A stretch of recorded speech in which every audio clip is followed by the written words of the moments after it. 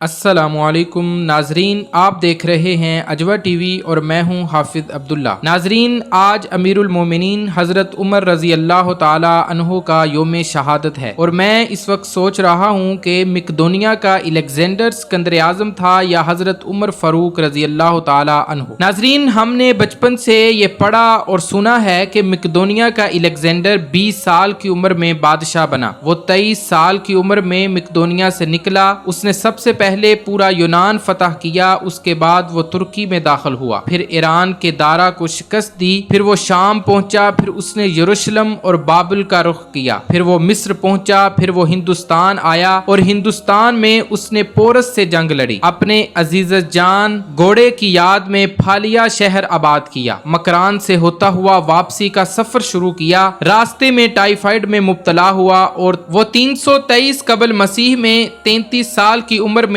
بخت نصر کے محل میں انتقال کر گیا۔ دنیا کو آج تک بتایا گیا ہے کہ وہ انسانی تاریخ کا عظیم جرنیل، فاتح اور بادشاہ تھا، اور تاریخ نے اس کے کارناموں کی وجہ سے اسے الیگزینڈر دی گریٹ کا نام دیا ہے، اور ہم نے اسے سکندر اعظم یعنی بادشاہوں کا بادشاہ بنا دیا۔ لیکن آج 21ویں صدی کے 21ویں سال میں پوری دنیا کے مؤرخین کے سامنے یہ سوال رکھتا ہوں کہ کیا حضرت عمر فاروق رضی اللہ تعالی عنہ کے ہوتے ہوئے الیگزینڈر کو سکندر اعظم کہلانے کا حق حاصل ہے؟ میں دنیا بھر کے مؤرخین کو سکندر اعظم اور حضرت عمر فاروق رضی اللہ تعالی عنہ کی فتوحات اور کارناموں کے موازنے کی دعوت دیتا ہوں۔ آپ بھی سوچئے، الیگزینڈر بادشاہ کا بیٹا تھا، اسے دنیا کے بہترین لوگوں نے گھڑ سواری سکھائی، اسے ارسطو جیسے استادوں کی صحبت ملی، اور جب وہ 20 سال کا ہو گیا تو اسے تخت و تاج پیش کر دیے گئے، جبکہ اس کے مقابلے میں حضرت عمر فاروق کی 7 پشتوں میں کوئی بادشاہ نہیں گزرا تھا۔ آپ رضی اللہ تعالی عنہ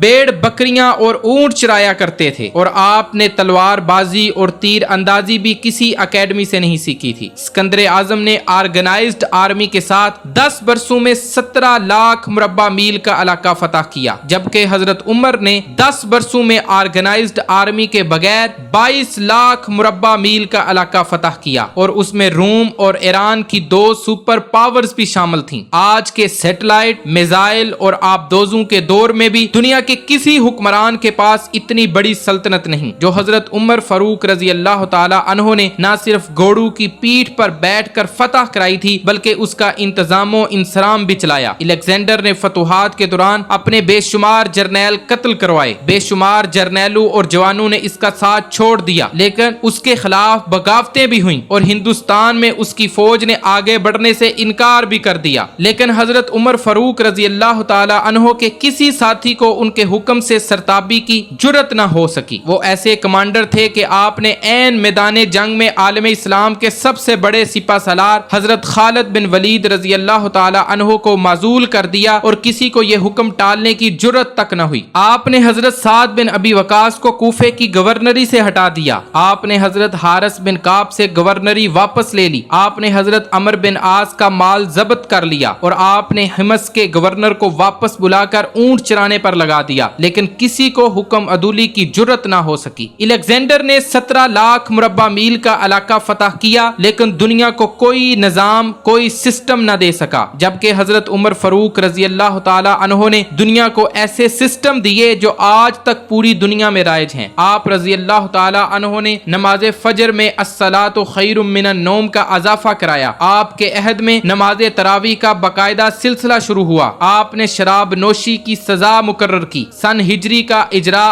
آپ نے کیا، جیل کا تصور آپ رضی اللہ تعالی عنہ نے دیا، مؤذنوں کی تنخواہیں مقرر کی، مسجدوں میں روشنی کا بندوبست کرایا اور پولیس کا محکمہ بنایا، ایک مکمل عدالتی نظام کی بنیاد رکھی، آب پاشی کا نظام قائم کیا، فوجی چھاؤنیاں آپ رضی اللہ تعالی عنہ نے بنوائیں اور فوج کا باقاعدہ محکمہ قائم کیا۔ آپ رضی اللہ تعالی عنہ نے دنیا میں پہلی بار دودھ پیتے بچوں، معذوروں، بیواؤں اور بے آسراؤں کے وظائف مقرر کیے۔ آپ رضی اللہ تعالی عنہ نے دنیا میں پہلی بار حکمرانوں، سرکاری عہدیداروں اور والیوں کے اثاثے ڈکلیئر کرنے کا تصور پیش کیا۔ آپ نے بے انصافی کرنے والے ججوں کو سزا دینے کا سلسلہ شروع کیا، اور آپ نے دنیا میں پہلی حکمران کلاس کی اکاؤنٹیبلٹی شروع کی۔ آپ رضی اللہ تعالی عنہ راتوں کو تجارتی قافلوں کی چوکیداری کیا کرتے تھے۔ آپ فرمایا کرتے تھے جو حکمران عدل کرتے کرتے ہیں وہ راتوں کو بے خوف سوتے ہیں۔ آپ کا فرمان ہے قوم کا سردار قوم کا سچا خادم ہوتا ہے۔ آپ رضی اللہ تعالی عنہ کی مہر پر لکھا تھا عمر نصیحت کے لیے موت ہی کافی ہے۔ آپ رضی اللہ تعالی عنہ کے دسترخوان پر کبھی 2 سالن نہیں رکھے گئے تھے۔ آپ زمین پر سر کے نیچے اینٹ رکھ کر سو جاتے تھے۔ سفر کے دوران جہاں نیند آ جاتی تھی آپ کسی درخت پر چادر تان کر سایہ کرتے اور سو جاتے اور رات کو ننگی زمین پر دراز ہو جایا کرتے۔ آپ رضی اللہ تعالی عنہ کے کرتے پر 14 پیوند تھے۔ آپ رضی اللہ تعالی عنہ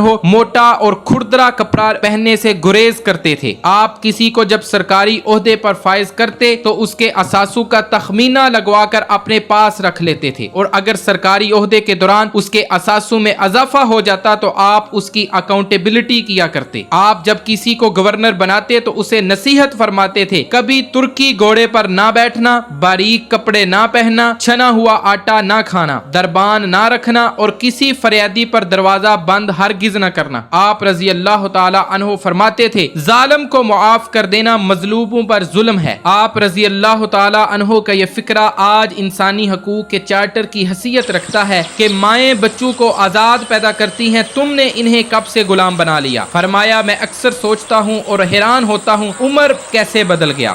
آپ رضی اللہ تعالی عنہ اسلامی دنیا کے پہلے خلیفہ تھے جنہیں امیر المومنین کا خطاب دیا گیا۔ ناظرین، دنیا کے کسی نہ کسی مذہب کی کوئی نہ کوئی خصوصیت ضرور ہوتی ہے۔ اسلام کی سب سے بڑی خصوصیت عدل ہے اور حضرت عمر فاروق وہ شخصیت ہیں جو اس خصوصیت پر پورا اترتے ہیں۔ آپ کے عدل کی وجہ سے عدل دنیا میں عدل فاروقی ہو گیا۔ آپ شہادت کے وقت مقروض تھے، چنانچہ آپ کی وصیت کے مطابق آپ کا واحد مکان بیچ کر آپ کا قرض ادا کیا گیا اور آپ دنیا کے واحد حکمران تھے جو فرمایا کرتے تھے میرے دور میں اگر فرات کے کنارے کوئی کتا بھی بھوک سے مر گیا تو اس کی سزا عمر کو بھگتنا ہوگی۔ آپ کے عدل کی یہ حالت تھی کہ آپ کا انتقال ہوا تو آپ کی سلطنت کے دور دراز علاقے کا ایک چرواہا بھاگتا ہوا آیا اور چیخ کر بولا لوگو حضرت عمر رضی اللہ تعالی عنہ کا انتقال ہو گیا۔ لوگوں نے حیرت سے پوچھا تم مدینے سے ہزاروں میل دور جنگل میں ہو، تمہیں اس سانحے کی اطلاع کس نے دی؟ چرواہا بولا جب تک عمر رضی اللہ تعالی عنہ زندہ تھے میری بھیڑیں جنگل میں بے خوف پھرتی تھیں اور کوئی درندہ ان کی طرف آنکھ اٹھا کر نہیں دیکھتا تھا، لیکن آج پہلی بار ایک بھیڑیا میری بھیڑ کا بچہ اٹھا کر لے گیا۔ میں نے بھیڑیے کی جرت سے جان لیا آج دنیا میں حضرت عمر فاروق رضی اللہ تعالی عنہ موجود نہیں رہے۔ ناظرین، میں دنیا بھر کے مورخین کو دعوت دیتا ہوں وہ الیگزینڈر کو حضرت عمر فاروق کے سامنے رکھ کر دیکھیں۔ انہیں الیگزینڈر حضرت عمر فاروق رضی اللہ تعالی عنہ کے حضور پہاڑ کے سامنے کنکر دکھائی دے گا، کیونکہ الیگزینڈر کی بنائی سلطنت اس کی وفات کے 5 سال بعد ختم ہو چکی تھی، جبکہ حضرت عمر فاروق نے اپنے دور میں جس خطے میں اسلام کا جھنڈا بھجوایا وہاں سے آج بھی اللہ